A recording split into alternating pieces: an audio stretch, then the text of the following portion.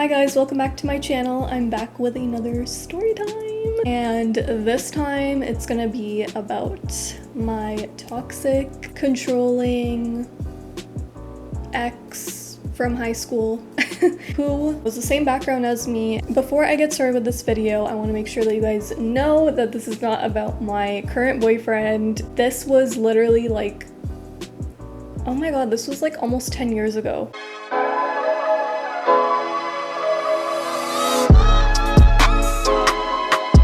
I saw a bunch of these videos going around on YouTube, and so I was like, why don't I just make one, because I can relate. Also, I find that there's like a lack of women, especially in the South Asian community, that talk about your toxic exes or controlling exes. Make sure you subscribe and make sure you turn on your post notifications so you don't miss next week's video. I upload every week. I'm just gonna start from the beginning. So I was 16, like I said, in grade 10. I convinced my parents that we should move to another city, and before I moved, one of my friends who I grew up with, we'll call him James. I thought of that name because that's my mom's. The guy that she works with at work is named James. His mom and my mom were besties. Like, we grew up together. So we also lived in the same town. He had messaged me and told me that one of his friends, who is my ex, we'll call him Michael. Michael had asked James after seeing me on his Facebook, like, who is this? Could you give me her number? I think she's really pretty, whatever. So he messaged me and told me this. I was just kind of like, I'm not really interested because I'm moving, so I don't see the point, but whatever, like, if you want to, you can. Michael texts me. And he starts texting me just very like, hey, like, just like getting to know me basically. And I ended up saying like, by the way, like, I'm moving, so I don't think you're gonna be interested in me when I'm like a 30-minute drive away. But he just kept persisting and was like, can like drive to you or whatever, and let's hang out sometime, like, when do you want to hang out, like, blah blah blah. He was just very persistent, so I was like, okay, whatever, I'll go. So then I agreed to going on the date, and I was extremely shy when I was a teenager. Like, I mean, I'm a shy person as it is, but I was like awkward shy in high school. I'm gonna get into like the red flags and stuff because, yeah. This was like summer of grade 10, and so I was moving summer of grade 10. I started going to a different high school. I remember this like one day he was acting very like mad and like passive aggressive, and like something was on his mind, or like something was bothering him. So I just came out and asked. I was like, something wrong? He just looks at me and was like, no, I'm fine. And I was just like, clearly you're not fine, you're like mad about something, so like, what is it? He just kept like putting it off and like not telling me. It got to the point where I was like, this is annoying. I don't want to like hang out with you if you're just gonna be mad and upset. Like, what is it? He tells me to like go on to my Instagram, and Instagram had like just came out at this time, so I just made an Instagram. So I go onto my Instagram and he's like, go on to your last picture. So I go into my last picture. He's like, go to the comments. And I go to the comments, and I see a comment from like this random guy, and he's like, wow, so pretty, or something. And I was like, okay, like what? Like, what am I looking for? And he's like, that, who's that guy? And I'm like, I don't know. He was like, why is he commenting on your picture? Are you talking to him? And asked me to like show him my messages, and there was nothing there. So I was just like, it's not like I replied or like I followed them back or anything. This was like around, it was still hot outside. It was like September, it was like 30 degrees, whatever. And I always was wearing like shorts, t-shirts to school. He came to hang out with me after school, and I was wearing shorts and a t-shirt. He was like, is that what you're gonna wear? And I was like, yeah, it's 30 degrees outside. And he was like, ugh. We were like supposed to go somewhere that day, and he was like, yeah, we're not going until you change your t-shirt and your shorts. And I was like, there's nothing wrong with what I'm wearing. My mom doesn't care about what I'm wearing. My dad doesn't care about what I'm wearing. He just got very like defensive and was like, yeah, well, I'm not going anywhere with you like dressed like that. And I was like, hey, seriously, like, I could ask my mom if my outfit looks bad, and she would literally say no, like, you look normal. And so after I said that, I think he got kind of like worried that I was gonna like go ask my mom and like make him look stupid. So he was like, whatever. And we went to get ice cream because, again, it was like 30 degrees outside. It was really hot out. While we went to go get ice scream. I ran into like 2 friends from high school. I was like, oh, there's my friends, like let me introduce you. He was just very like, did not care. I'm like, this is my boyfriend, like Michael is my friends. And he was just very like, hi, that's it, like didn't say anything else, and made it like so awkward. Like my friends were just like, yeah, nice seeing you, like bye. Like it was just not the vibe. We went and like we sat in his car. That's when I started asking like, is there something wrong? Like I introduced you to my friends and you were so like closed off, didn't even talk to them, didn't even say hi properly. He was like, yeah, there actually is something wrong. And I was like, okay, like what? And he was like, I think that you dress like that because you want attention from other guys. Oh, hell no! I've never been so confused in my life. What? And I tried to like get out of the car and open the door, and he like locked the doors and was like, don't go. And I was like, that's why you think I'm wearing shorts and a t-shirt? Like, what? Stop it. Get some help. He was just always weird to my friends, like never friendly to them. He was a year older than me, and his prom was coming up.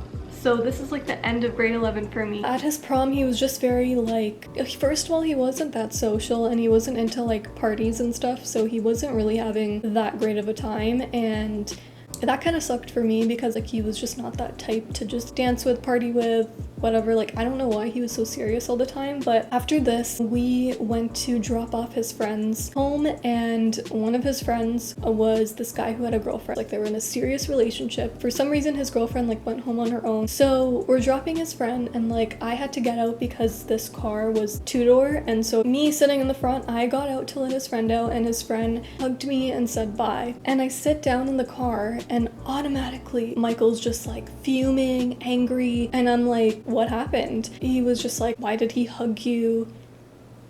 He was saying bye, like he has a girlfriend. One of his friends was in the back who he still had to drop, and he was even like, what do you mean? Like that's your friend, like he just hugged her bye, like it's not a big deal. And it just made it really awkward for even like his friend that was sitting in the back. We know that like we can't say bye to each other or like hug each other ever because he's gonna be weird about it. I don't know. So I've never seen men act like this. You know, my dad, and he's not controlling at all. He's like the opposite. He's never been that way with my mom either. So it was so like such a weird concept to me. But apparently it's very common in our community. You know, I always hear about brown men being like the controlling type, or like, you know, don't wear this, don't wear that, don't post this, don't post that. And yeah, it's not all of them, but I just don't understand like where that comes from. Like I guess our culture, but we are all about equality in our religion, but I just feel like that gets lost with like this culture of misogyny,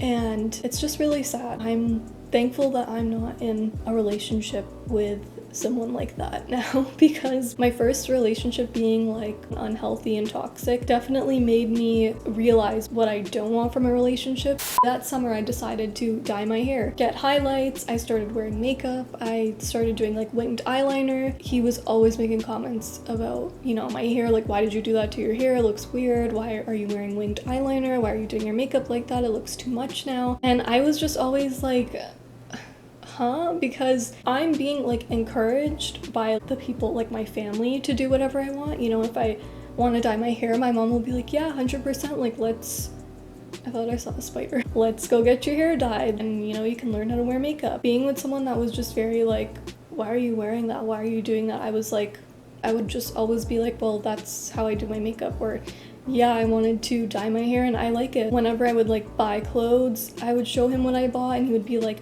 where are you wearing that to? And I'd be like, wherever I want. I started getting fed up with hearing the same things, the same like comments. Grade 12 starts and I've moved back. I had like my own group of friends, so I was kind of happy to be back. I remember a dance came up. It was like a Halloween dance or something, and I remember going, and Michael had friends at my high school who told him that I was at the dance. Right after the dance, he like texted me and he was like, were you at the dance? And I was like, yeah, I went with my friends. He was just so like, well, you didn't ask me to go. Ask. And why would I ask you? You're not my dad, you're not my mom. And that's exactly what I said, and was like, were you talking to anyone at the dance? Did you dance with anyone? girl, I was over this, but I just realized that I don't want to be in this relationship anymore, and like, how do I end this, you know? I'm gonna fast forward to New Year's because our first New Year's that we spent together was just awful. Our New Year's was basically either we go to my friend's house party or we like go to his friend's house party. My friend's house party was like what you would think of for like a New Year's party, like fun, drinks, people socializing, whatever. His friend's party was just a group of like brown guys standing outside and like smoking weed.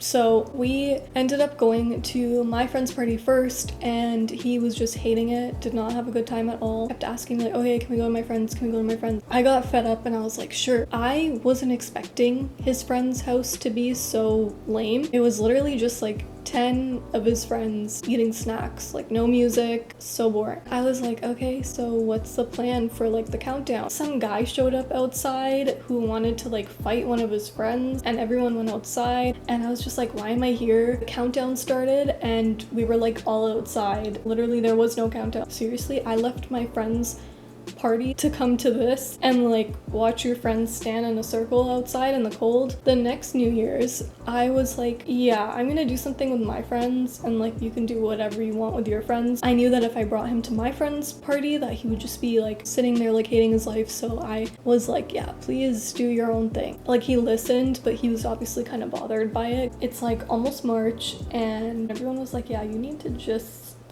break up with that guy. I decided to take a break. Like I was like, I'm done with this. I broke up with him after we got off the phone. I was literally like laughing about it because I was so fed up that I felt like I was like going crazy. 2 months of a break, he just kept trying like, oh, I'm gonna change, I'm gonna change, and I'm never gonna be like that again. Being that young, I was like, okay, fine, I'll give you another chance. We had been in a relationship for so long that I was just like, fine, I'll give another chance. We got back together and we ended up going to my prom. I was so excited for prom, as like any girl in high school probably is. My prom was actually pretty bougie. We had our prom in downtown Toronto. I forget where, but it was a really nice place, like on the lake. Anyway, so we go to my prom. It started at 6, so I think by like 9 is when you start like dancing and actually like socializing properly. 9 comes around, I'm like ready to like go on the dance floor, and all of a sudden Michael is like, okay, like can we go now? Like it's done. I was like, go. I did not get this dressed up, hair done, makeup did, $500 dress, and we're gonna go at 9. He basically started like arguing with me at the prom. And my friends were like, who is this psycho that she's with? They even tried to tell him, can you guys stay because we're gonna go out and we're gonna dance now. And he like snapped at them and was like, no, we're leaving. We're going right now. And my friends were just like, girl, good luck with that. He just kept arguing with me at my prom in front of everyone, and it was getting to the point where it was like embarrassing, so I just walked out. At that point, I was just so upset because I was like, my friends are having a great time at prom right now, dancing, enjoying themselves, and I'm sitting here. In June, my dad's youngest brother, my uncle, passed away. I've mentioned him, I think in my last video I just kept saying, you know, someone extremely close to me that passed away. But I just always say that because I feel like when you just say, oh, you know, your uncle passed away, people just are like, oh, like it was just her uncle or whatever. But people don't get how close we were. Like he was like my second dad, he was like my older brother, and we were just like best friends, like super close. So when he passed away, it hit me like super hard. Like I just went into shock, I went into depression. Well, the thing is, like, I don't expect someone that young to understand how to deal with a girlfriend who's grieving, so I'm not gonna say that, oh, you know, this guy was like up because he wasn't there for me like I needed or whatever. Like that's fine, we were young, whatever. But the situation was that I was not in a good place. I remember we went to dinner one day and I was like, thanks for like being there for me like during this whole process. Yeah, I expected him to be like, yeah, no worries, like whatever. But he actually turned around and goes, yeah, it actually is pretty hard to be with someone who's always depressed and just always crying and just like depressed. And I was just like, oh, okay. I broke up with him like literally the next day. Like, I really need to spend time with my family and people who want to support me and be there for me and understand what I'm going through. And I did this, I think, on the phone. I was going through so much shit already that I was like, I can't deal with this on top of that. And that was another thing too, was that he didn't ever like me spending time with my family or my friends. He was just always like, why couldn't you hang out with me? Like, why are you hanging out with them? That's a super big red flag as well, is partners that don't want you to be around people that you love. They kind of just want to like isolate you. So yeah, controlling partners are not gonna like your supportive family members or your supportive friends, because those are the people that are gonna recognize the red flags and tell you and try to help you. And another thing that I realized was that his dad was actually abusive towards his mom. So I feel like this was definitely like a learned behavior. And I'm not saying like everyone is like their parents, but a big influence on the way that people are in relationship is through their parents. You know, whatever they're seeing at home, whatever they've grown up to learn that is what they think is love, is how they're going to be in a relationship with you. And after that, I always looked for partners who know what real love is and know what respect is and see in a healthy relationship. That's not to say though that like people can't grow up and can't learn themselves. It might take like a little bit more work for them, but like I say all the time, I believe everyone should be going to therapy, and especially couples. Just any advice to anyone that's dating someone who, you know, wants your passwords, wants to tell you what to wear, who to talk to. They're all red flags, and pick up on those red flags early, because after this relationship, I never dealt with those controlling behaviors in anyone, because I was able to pick up those red flags in the beginning, and if I ever saw any red flag like that, I would be like, okay, done, next. Educate yourself on healthy relationships, and most importantly, get out of the relationship, especially in our own community. But there are guys that are not like that, and my current boyfriend is a prime example of that. He's never like